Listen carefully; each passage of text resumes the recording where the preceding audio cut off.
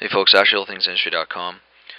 So in front of you is a classic site we see in patients every day. You've got a partially edentulous ridge, sufficient vertical height, but insufficient horizontal width for implant placement. So that knife edge ridge. So there are a number of ways to augment this ridge. You've got onlay grafts, you've got different types of methods of particulate ridge augmentation, membranes, the whole 9 yards. Here's a technique I was taught by my oral surgery mentor, Kris Hart, and it's using horizontal ridge augmentation with particulate bone using a subperiosteal tunnel. So I'm going to walk you through one of the cases that I did. Here's what so at the start, we're just going to use an infiltration, local anesthesia, very simple.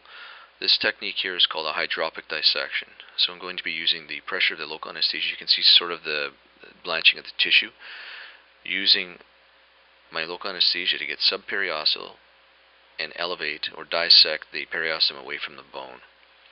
So this helps in making your dissection much easier.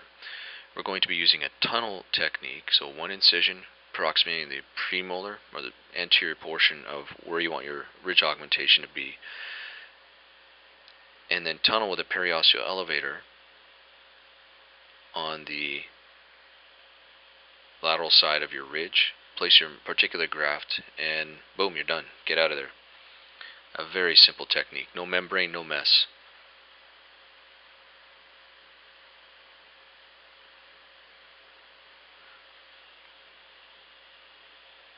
So with the initial incision, you can see I'm approximating just the bicuspid, making note of all the structures, anatomic structures, the mental nerve in this case.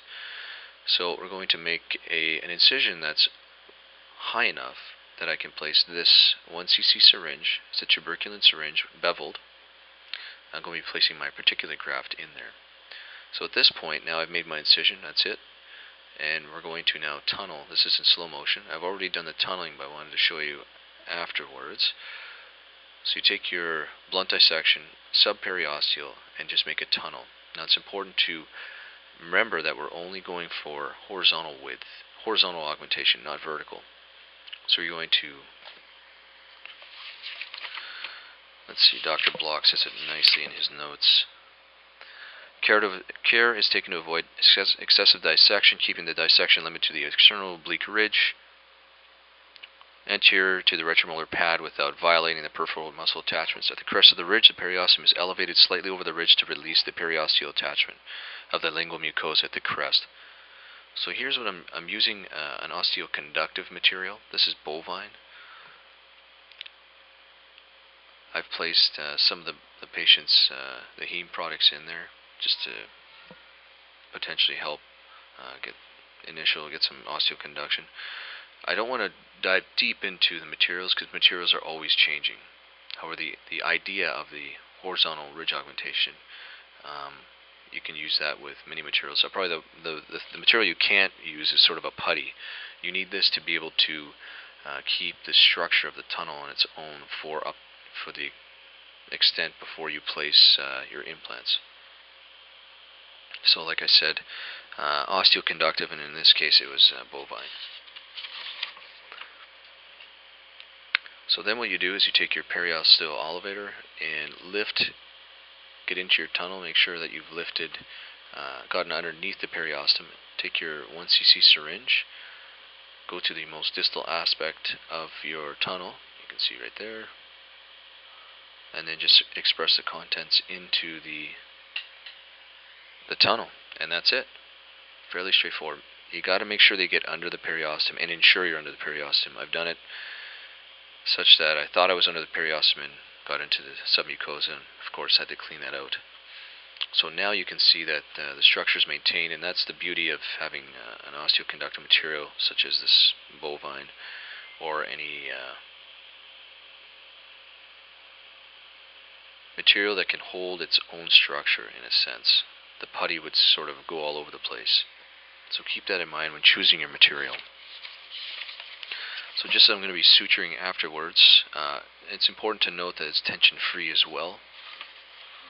So as I'm just going to go suturing, I'm going to go through some of the points that Dr. Block raises in his article. So based on their review of the literature, common themes persist. If the periosteum is raised and the space is maintained with an osteoconductive material, bone ingrowth into the space can occur. For dental implants, it's a desire to have a high density of bone formation within the augmentation without excessive loss of volume during the remodeling phase of the augmentation material. So they list and note that the ideal ridge augmentation material should be able to maintain space for the time necessary to achieve ingrowth, bone ingrowth, and implant healing. The bone augmentation material should be able to be remodeled into long-lasting bone based on functional matrix theory. The graft should be able to promote osteoconduction of the neighboring cells to form bone augmentation. The resultant ridge should be stable over the time for the graft consolidation implant integration, which may take you 6 to 8 months.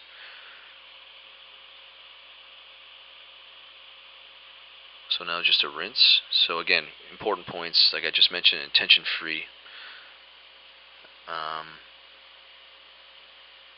And then the next image you're going to see is the 2-week post-op.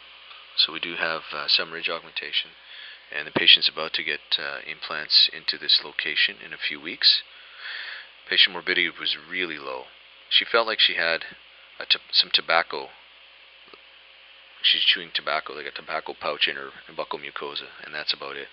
And there's a cast with the planned implants.